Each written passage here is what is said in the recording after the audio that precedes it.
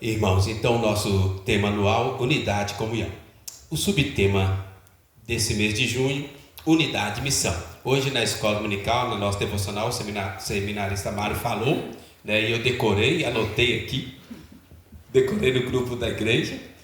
A nossa missão é estar em unidade, para que estejamos unidos aos que estão em missão, pois essa também é a nossa missão. Amém? E é sobre isso que nós vamos falar hoje.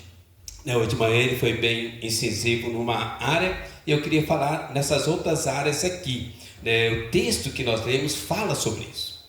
O livro de Neemias é um livro, um grande tratado de liderança, unidade e missão.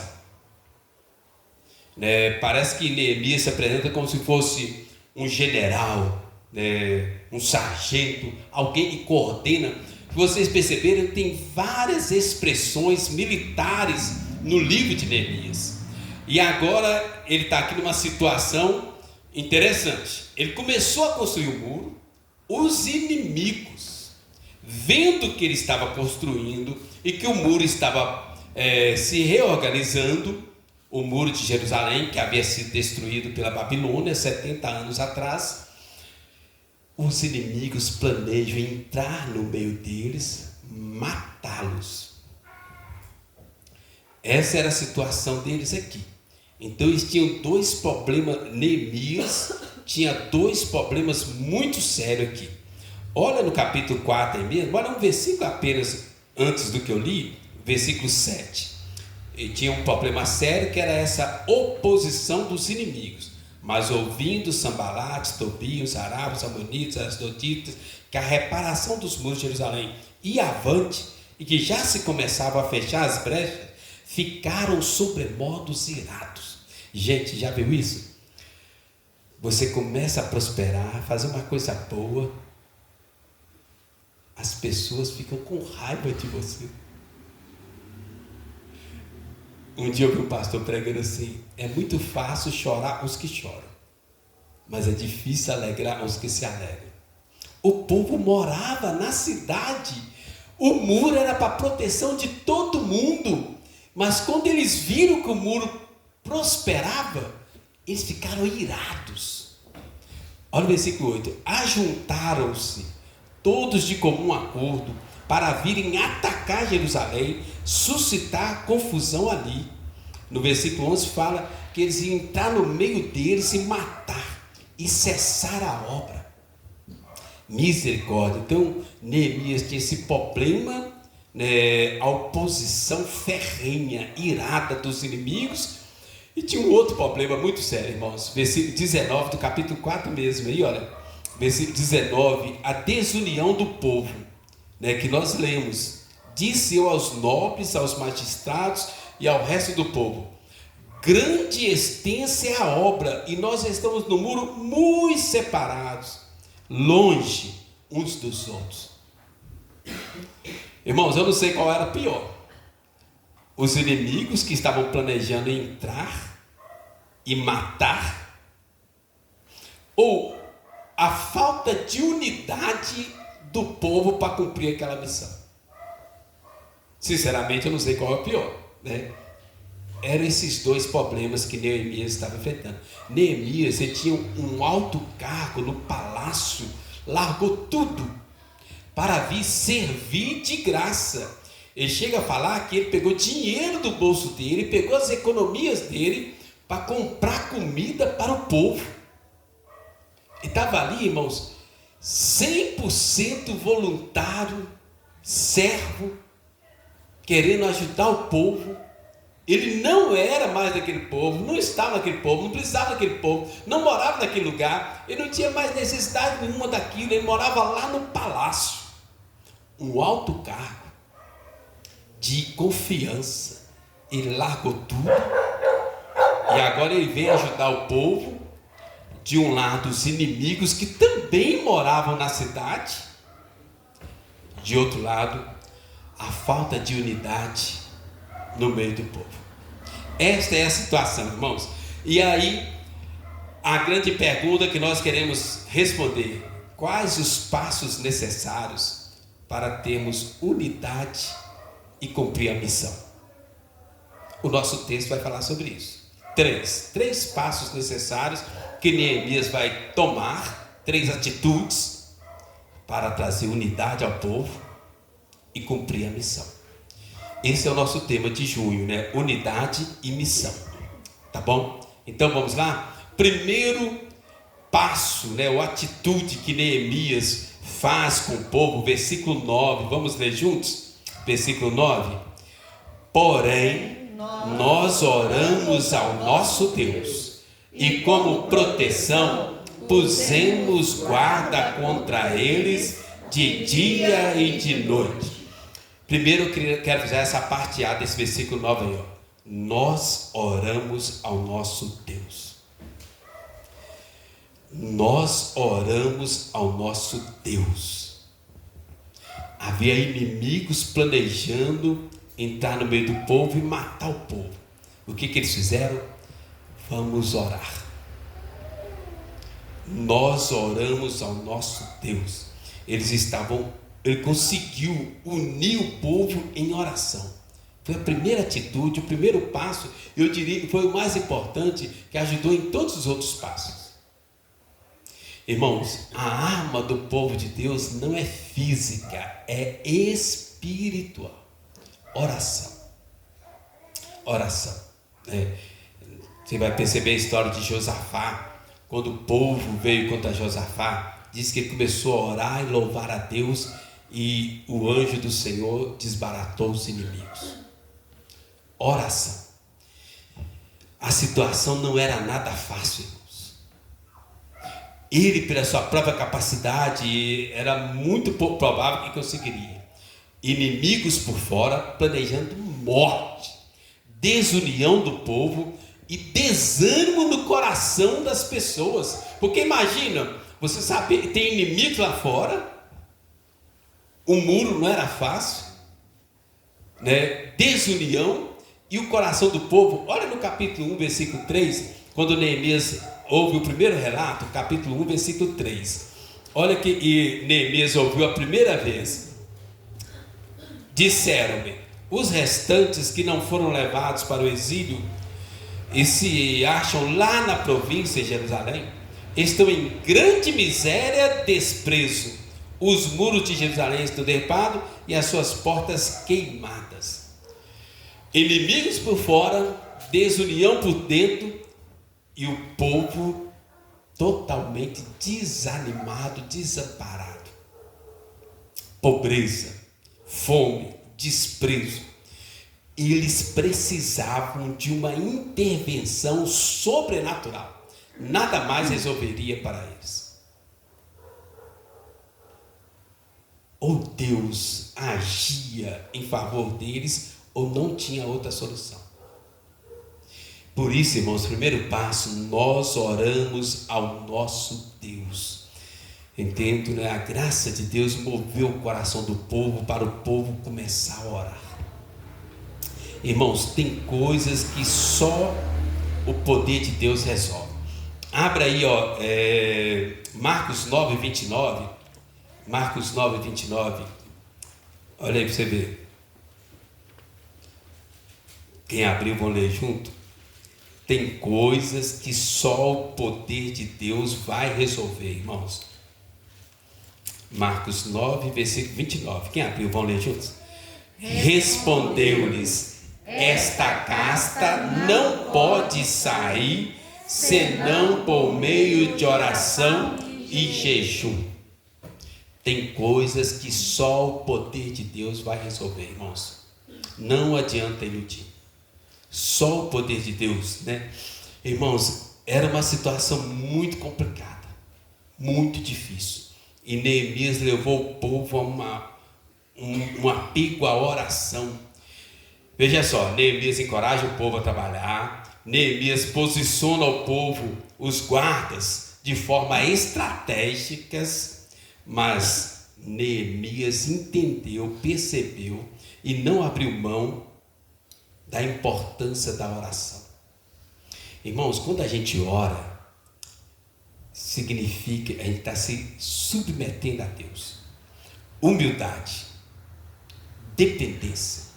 Quando a gente ora, nós estamos falando assim: Deus, eu não dou conta, eu não tenho capacidade, não há força em mim. Deus, eu dependo totalmente do Senhor. Ou o Senhor age, ou então não tem solução. Isto é que significa oração, irmãos. Eu gosto muito de uma frase do reverendo Augusto Nicodemos, que ele fala, de vez em quando o pessoal reposta ela, ele fala assim: dizem que a oração é para os fracos, é por isso que eu oro. Os fariseus não oravam,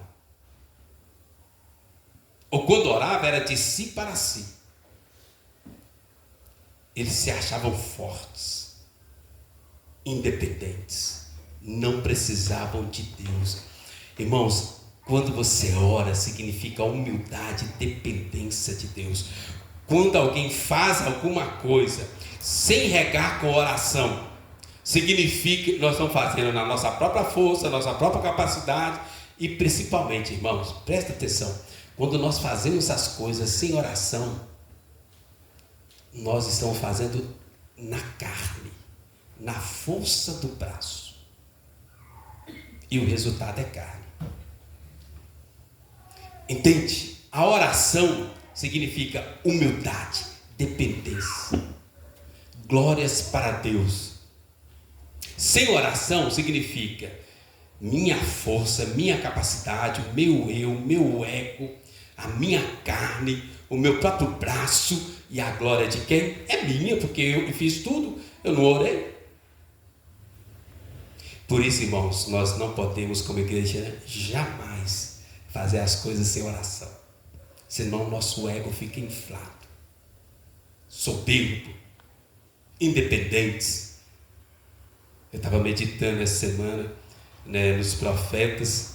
Jeremias fala isso, Isaías fala isso, Obadias fala isso, todos referidos a Edom. Edom é Esaú, que era guerreiro, conquistou muitas cidades, engrandeceu o terreno. Aí o profeta fala assim: a tua soberba te enganou, vai cair daí. Sem oração é orgulho, soberba, carne. Irmãos, nenhuma capacidade humana supera a nossa dependência de Deus. Nenhuma capacidade supera a nossa necessidade de oração.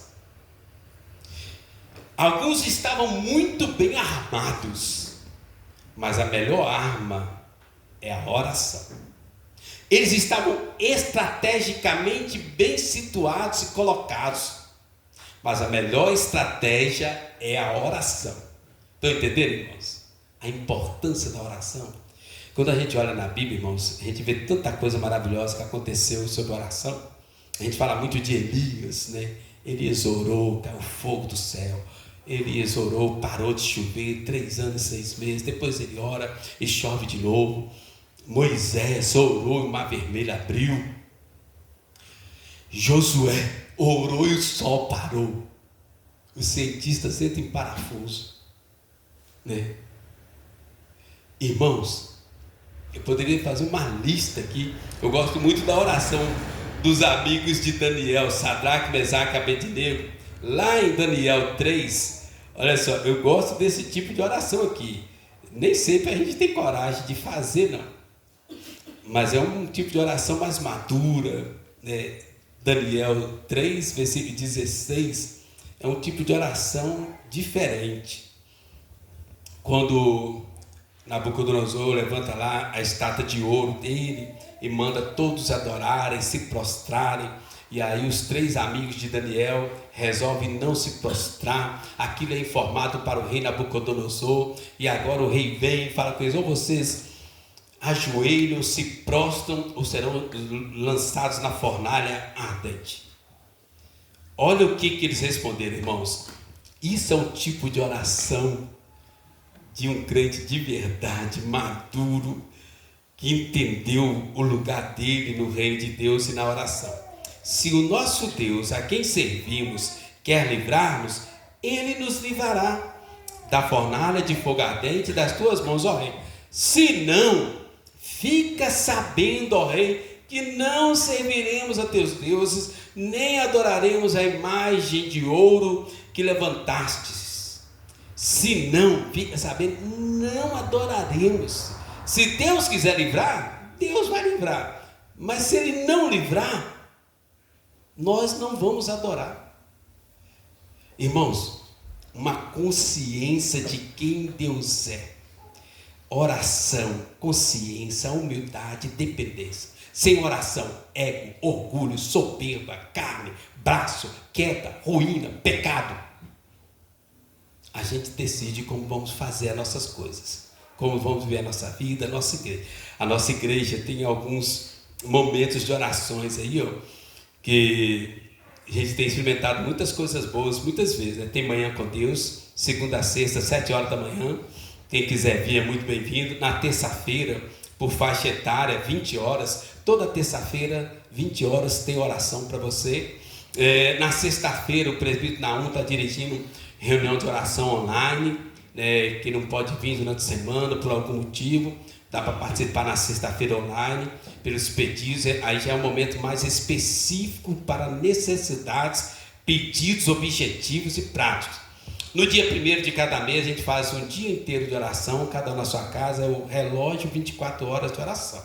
Se você ainda não participa, por favor, me dá o seu nome, escolhe um horário do dia, 15 minutos, cada um no seu lugar, onde estiver, né? Nós queremos completar, ainda faltam umas 10 pessoas, 15 minutos cada um, para ter 24 horas de cobertura de oração sobre as famílias da nossa igreja. E temos ainda, no primeiro sábado de cada mês, a gente consagra desde a hora que acorda até a hora do almoço, jejum em favor da igreja. Então, irmãos, o que a gente está querendo que a igreja entenda? O céu governa a terra. O céu governa a terra. E nós temos acesso ao céu.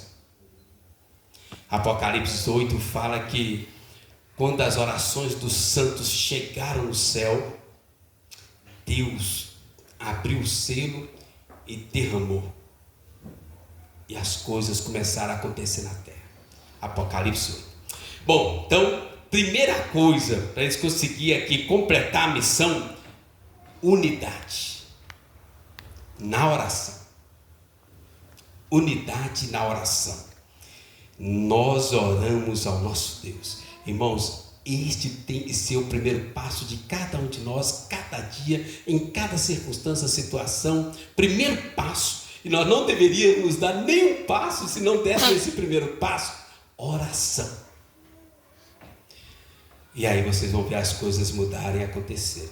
Gastei muito tempo no primeiro. O segundo é muito fácil, muito pequeno, muito rápido, muito prático. Todo mundo é doutorado. O segundo ponto está no versículo 14. Vamos ler juntos? Neemias 4:14. É um versículo que tem falado muito comigo nesses últimos tempos. Vamos ler? Inspecionei, dispus-me e disse aos nobres, aos magistrados e ao resto do povo: não os temais, lembrai-vos do Senhor, grande e temível, e pelejai pelos vossos irmãos, vossos filhos, vossas filhas, vossa mulher e vossa casa. Eu queria chamar a atenção essa parte B desse versículo, irmãos. E pelejai pelos vossos irmãos, vossos filhos, vossas filhas, vossa mulher e a vossa casa. Unidos em família. Primeiro passo, eles se uniram em oração. Segundo passo, uniram em família. Irmãos, a nossa família tem que ser aquele local de refúgio, de proteção, de segurança, de paz, de tranquilidade, que a pessoa tenha prazer e alegria em voltar para casa. Eles se uniram em família. Era uma época muito difícil. E eles se uniram em família. Cada um apoiando e ajudando um ao outro.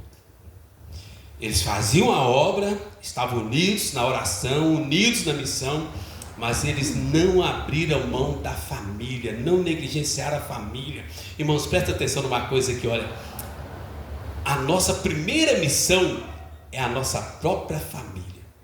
A nossa primeira oração tem que ser para a nossa própria família. Não adianta nada eles construir um muro e perder a família. Irmãos, o inimigo não quer famílias estruturadas. O inimigo quer famílias fracas,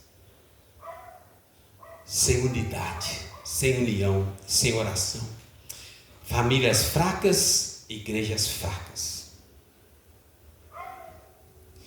Quando eu estava pastoreando a nossa igreja lá no Alto Veracruz, eu lia um livro de família, no início do meu ministério, né?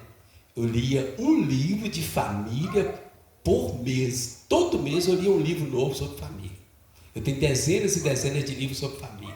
Eu disse, se eu não fortalecer as famílias da igreja, a igreja não vai ser forte. Eu orava nome a nome, todos os membros da família, os crentes, os não crentes, os agregados, né? Todos, né? O pessoal assim, não, pastor, sabe não? Eu sabia porque eu orava. Eu ficava 2, 3, 4 horas orando todos os nomes de todas as famílias, visitante, todo mundo. Eu sabia tudo, mas eu era jovem, né? A minha mente me ajudava bastante, né? Aí eu sabia e eu colocava um a um todo mundo, crente, não crente, agregado, todos da família, nome a nome, a situação de cada um, porque eu entendia, se eu não tiver família forte, eu não vou ter uma igreja forte. E a nossa igreja virou uma igreja de famílias, né? Foram trazendo famílias, né? Batizei famílias inteiras muitas vezes lá. Irmãos, famílias fortes, igrejas fortes. É simples assim. Famílias fracas, igrejas fracas. E nós temos vivido tempos difíceis na família. Não sei se os irmãos já perceberam, já pararam para pensar. As famílias estão sofrendo. Eu anotei 3 coisinhas aqui, ó.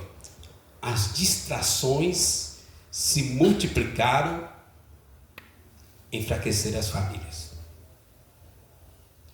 As enfermidades se multiplicaram, enfraqueceram as famílias. As mídias sociais, e aí eu estou incluindo toda a área de internet, que eu não sei separar aqui na minha cabeça, né? Para mim tudo é mídia social. Tudo isso de internet separaram as famílias. Quem aqui nunca viu um meme de o marido e a esposa no mesmo quarto, na mesma sala, e trocando mensagem de celular?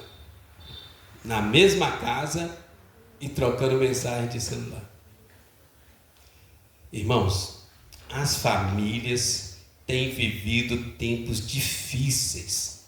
Nós precisamos lutar com unhas e dentes, jejuns e orações em favor das nossas famílias. Ninguém é descartável na família.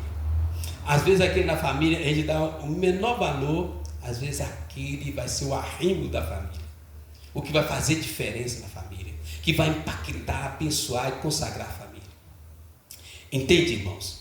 Nós precisamos lutar em favor das famílias. Esse versículo eu queria todos lerem. 1 Timóteo 5:8.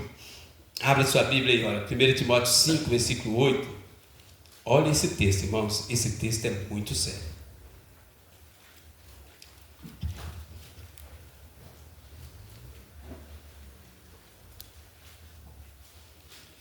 Primeira carta de Paulo a Timóteo, capítulo 5, versículo 8. Vamos ler juntos? Presta atenção nesse texto, olha. Ora, se alguém não tem cuidado dos seus, e especialmente dos da própria casa, tem negado a fé e é pior do que o descrente. Vocês entenderam o que Paulo está falando? Se você não cuida da sua família, você não cuida da sua esposa, se você não cuida dos seus filhos, se você não cuida dos seus irmãos, se você não cuida da sua mãe, do seu pai, dos seus avós, se você não cuida da sua família, você tem negado a fé e é pior do que o descrente. Pior do que o descrente. Porque até o descrente entende e valoriza a família. Misericórdia, irmãos. Irmãos, eu gosto muito da história do filho pródigo, mas não é do filho pródigo que eu quero falar. eu fico tentando imaginar o pai do filho pródigo. Eu sei que estou muito além disso. Eu falei, gente, primeira coisa eu fico pensando, por que o filho pródigo voltou para casa? Porque ele sabia que o pai dele ia receber ele. E olha, quando fala o filho pródigo está voltando para casa, o texto fala que vinha ele ainda longe, o pai o avistou, correu, abraçou, beijou, deu chinelo, deu sandália. A gente já conhece essa história, todo filho pródigo. Então eu queria que você pense no pai. Primeiro, o filho volta porque ele sabia e tinha um pai que o amava, que se importava, que ia recebê-lo de volta. Segundo, o filho ainda vinha longe, mas gente, para ele ter visto o filho longe, fico pensando, a minha cabeça parecia, ele devia ficar olhando o dia inteiro, todo dia, como ele avistou o filho longe? Será que foi por acaso? Não, não foi. Ele estava preparado, planejado. Diz que o filho vinha longe, ele correu, abraçou, beijou, mandou trazer a sandália para os pés, mandou trazer o anel. Irmãos, nós precisamos ser esse tipo de família que as pessoas tenham coragem, alegria, prazer de voltar para casa, que sejam recebidos com um abraço, beijo, alegria, presente. Os presentes ali tinham uns significados mais profundos, né? Mas a nossa família tinha que ser assim. E a gente também pensar sempre assim, irmãos, olha, não há tréguas nesta peleja. Não há tréguas nesta peleja. Quando a gente olha, Salomão, diz a Bíblia que depois de velho, ele caiu. Davi, depois de velho, ele caiu. Nós temos que lutar pela nossa família até a morte, ou a volta de Jesus. Amém? Vamos para o último aqui? Irmãos, unidos na oração, unidos na família, unidos na missão. Unidade e missão é o nosso tema. Unidos na missão, versículo 19, capítulo 4 de Neemias, versículo 19, até o versículo 23. Me ajuda aí.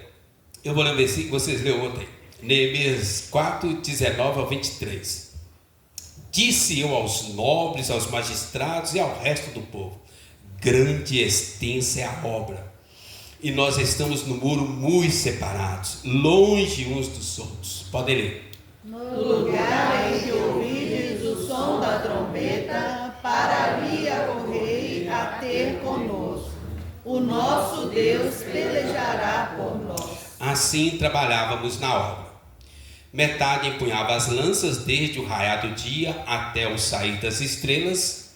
Também nesse mesmo tempo disse eu ao povo: cada um com o seu moço fique em Jerusalém, para que de noite nos sirvam de guarda e de dia trabalhem. Nem eu, nem meus irmãos, nem meus moços, nem os homens da guarda que me seguiam largávamos as nossas vestes. Cada um se deitava com as armas à sua direita. Irmãos, unidos na missão. Eles tinham uma missão dada por Deus, colocada no coração de Neemias. Ele não compartilhou com ninguém no primeiro momento, mas depois ele falou com todo mundo. E as pessoas foram se agregando à missão que Deus havia dado a Neemias. E agora a missão está avançando, mas ele percebeu que faltava essa união, unidade. Grande e extensa é a obra. E nós estamos no muro muito separados, longe uns dos outros. Cada um fazendo do seu jeito, no seu lugar. Eles entenderam, apoiaram, mas cada um no seu canto. Neemias falou: isso não vai dar certo. Isso não vai acabar. No entanto, ele consegue unir o povo e construir o muro em um tempo recorde. Irmãos, a falta de muro significava guerras e animais entrando na cidade o tempo todo. Ele construiu o muro em 52 dias. 52 dias. Alguém aqui já construiu? Tem muro na sua chácara lá, gente? Quanto tempo você demorou?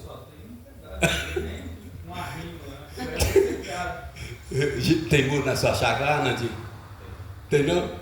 Por quê? Tem uma cerca 52 dias. Gente, sim, ele construiu um muro, olha o tamanho do muro, 5 quilômetros, em 52 dias. Eu joguei no Google e pedi o Google para calcular para mim. Eu falei, se fosse um pedreiro, ia demorar 10 anos. Se fosse 15 pedreiros com 15 ajudantes trabalhando o dia inteiro, 1 ano.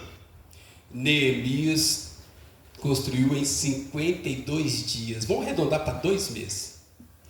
15 pedreiros com 15 ajudantes demoraria 1 ano. Você calculou com os recursos de hoje, né? Porque o dinheiro era pior. Não tinha. Vocês viram aqui em Guiné-Bissau a foto que eu mostrei nesse lado. Levaria mais tempo. É muito mais complicado, né? Bem lembrado. Gente, Neemias e o povo construíram em 52 dias. Qual foi o segredo deles? Então, veja bem, a oração era para proteção. A unidade da família é para que eles estivessem unidos ali. Mas qual foi o segredo aqui no texto que os levaram a construir em 52 dias? Versículo 19. Evitar a separação. Trouxe união, unidade. Versículo 19 fala: grande e extensa é a obra. Nós estamos no muro muito separados, longe uns dos outros. Isso não vai acontecer. A separação, a divisão, a falta de união impede a concretização da obra. Entendeu? O Salmo 133 fala assim, olha, onde tem união, tem a bênção do Senhor. E a vida e tal, né? Estou pegando só o foco aqui, com relação ao nosso texto aqui. Então, o primeiro passo aqui, para eles conseguirem uma forma tão recorde, evitar a separação, trazer a união. A nossa tendência sempre é a individualização. Cada um por si, Deus por todos. Muito crente, muito religioso, mas não é assim que funciona. Neemias trouxe eles para junto. A divisão, a separação, a departamentalização enfraquecia a concretização, a conclusão da obra. Vamos focar aqui nesse ponto, né? Meu pai era pedreiro. Eu levava almoço para meu pai, né? Nós éramos 5 irmãos homens, 3 mulheres, né? Não poucas vezes iam vários homens. Aí, pessoal, eu quero que vocês focam aqui. Eu quero que vocês façam isso aqui. Porque, via de regra, cada um queria fazer uma parte mais fácil, né? Não, vocês vão fazer isso. E quando a gente obedecia ao pai e fazia o que ele pedia, o negócio funcionava e andava. Porque era cada um querendo fazer uma coisa mais fácil que o outro. Né? Meu pai construiu muitas casas na região da Pompeia, ali, Esplanada, né? Então, primeira coisa, ele trouxe união, unidade para o povo. Olha o versículo 20, outra atitude maravilhosa aí. Pedia, ô Maria Vitória, coloca 1 Samuel 10, 11, fazendo um favor. Olha o versículo 20. No lugar em que ouvis o som da trombeta, para ali a correr a ter conosco. O nosso Deus pelejará por nós. Priorizar o essencial, a necessidade. Priorizar a prioridade. Aquilo que não podia deixar para depois. Olha o que ele fala. No lugar que ouvirdes o som da trombeta, para ali vocês vão correr. O nosso Deus pelejará por nós. Então, onde que está a maior necessidade? Essa é a nossa prioridade. Olha aí, 1 Samuel 10, ontem. Pode ler, fazer um favor. Todos os que antes o conheciam, vendo que ele profetizava com os profetas, diziam uns aos outros: que é isso que sucedeu ao filho de Quis? Está também Saul entre os profetas? Não é esse. Eu não estou entendendo a minha letra. Irmãos, era aquele texto lá de Abisai e Joabe, que eles vão na guerra, né? Deve estar perto aí, mas eu não vou lembrar da cabeça. Que fala assim, olha, você vai por ali, eu vou por aqui. Aquele que estiver passando dificuldade, necessidade, grita que nós vamos tudo para te ajudar e para te socorrer, né? E aí, assim eles venceram a guerra. Eles estavam em menor número, em dificuldades, mas eles pegaram esse propósito de ir aonde tinha prioridade, a necessidade. E assim eles fizeram, e assim eles ganharam a vitória. Entenderam? Priorizar as necessidades. Quando alguém pedia socorro, era imediatamente socorrido. Deus intervém quando tem união e oração. E por último aí, das atitudes dele, versículo 21 até o 23 aí, assim trabalhávamos na obra. Metade empunhava as lanças, desde o raiar do dia, o amanhecer, até o sair das estrelas, anoitecer. Também nesse mesmo tempo disse ao povo: cada um com o seu moço fique em Jerusalém, para que de noite nos sirvam de guarda e de dia trabalhem. Nem eu, nem meus irmãos, nem meus moços, nem os homens da guarda que me seguiam, largávamos as nossas vestes. Cada um se deitava com as armas à sua direita. Tem muitos irmãos aqui e trabalham por necessidade com armas. Imagina, eles não tiravam nem as roupas, deitavam com as armas, dormiam com as armas. Tipo assim, pronto para reagir, pronto para a ação, pronto para fazer a missão acontecer. Então, foco na missão. Foco na missão. Um comentarista fala que eles nem tomavam banho. O foco na missão. Nós temos uma missão. Ela é prioridade. Vamos cumprir. Então, irmão, unidos na oração, unidos na família e unidos na missão. E assim aconteceu a obra 52 dias. Conclusão. Irmãos, Deus abriu essa igreja aqui de uma forma muito miraculosa, sobrenatural. Quando estavam todas as igrejas fechadas, Deus abriu essa igreja. Numa conversa de bastidores, diretoria do presbitério, a gente teve a ideia. Depois o presidente voltou atrás, o secretário executivo voltou atrás, eu voltei atrás, todo mundo voltou atrás. A igreja nasceu sem pastor. Primeiro culto não tinha pastor. A Sandra, Naum, a Lena foram lá, olharam, pegaram a chave, e vieram e falaram assim: pastor, achamos lugar para a gente fazer a igreja. Tudo fechado. Eu vim cá olhar, vocês estão doidos, eu não tenho coragem de trazer uma ovelha minha para congregar aqui nunca. Os ratos estavam disputando espaço aqui. Não tinha barata porque os ratos comiam. Mas tinha um monte de perna de barata. Uma poeira que você saia afundando na poeira. E eu com o meu problema de água, eu não estava pensando em mim, estava pensando nas minhas ovelhas amadas e queridas. Eu disse: gente, vocês estão doidos? Esse pastor é aqui. No primeiro culto eu nem fui. Eu disse: não vou, porque aí eles desanimam, a gente esquece esse negócio. Aí lá no Alto da Cruz estava lotado o culto, virada de ano. Eu disse: não deve ter ido ninguém, eles vão desanimar. Eu disse: vou passar lá para o desencargo de consciência. Cheguei aqui, a igreja estava cheia. Eu disse: Deus, o que o senhor está querendo fazer? Aí Deus falou: isso aqui eu quero fazer. Eu quero uma igreja, amor a Deus, amor ao próximo, até os confins da terra. A nossa igreja nasceu para levar o evangelho àqueles que estão negligenciados nos confins da terra. Nos confins da terra. A gente tem a missionária Kelly, entre os Camboja não tem igreja. Tem o missionário Charaba, vai estar aqui primeiro domingo de julho. Entre os cultos, 2000 anos, pobres, sem higiene básica.